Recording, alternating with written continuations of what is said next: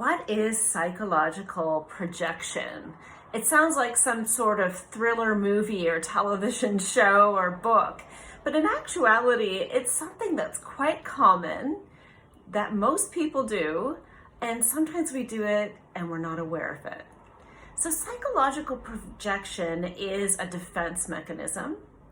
And what it is when we criticize, judge, blame, shoot off about other people, about qualities that we say we don't like, but in actuality, we hold them within ourselves. Sounds complicated. And in some ways it is, and in some ways it isn't. But it does require a lot of self-discovery and exploration into our shadow self. So doing things like meditation, active imagination, and dream analysis will really help you dive into your inner content and figure out, okay, there's aspects of myself that I don't really like and I don't want to admit to, and I see that in someone else and I immediately want to criticize them or put them down just to make myself feel better. In that sense, it is a defense mechanism. Now you might say, okay, well, what if somebody's overtly cruel and a murderer and all that sort of thing? Well, if you dive really deep into your unconscious mind, you may find there are some aspects of self that are murderous. Doesn't mean you're going to be a murderer.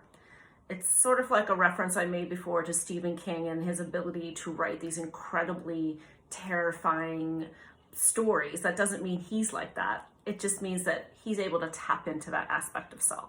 We all have primitive natures and desires and drives, and we also have rage and aggression within ourselves. And the more we're aware of it, and the more we work with it, the less likely we are to put that out into the world.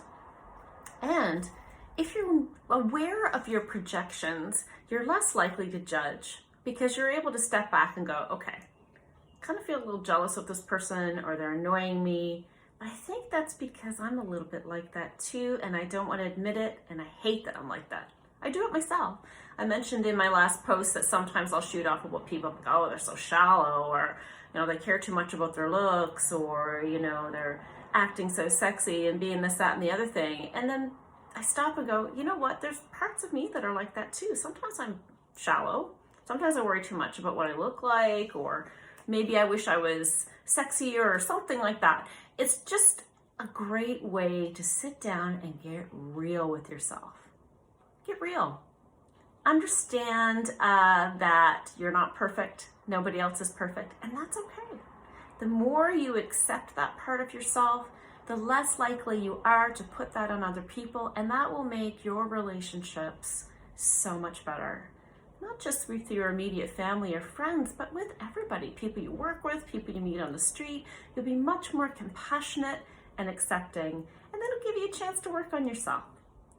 More on this topic again later. I hope you're having a wonderful day, and love and support to you on your journey.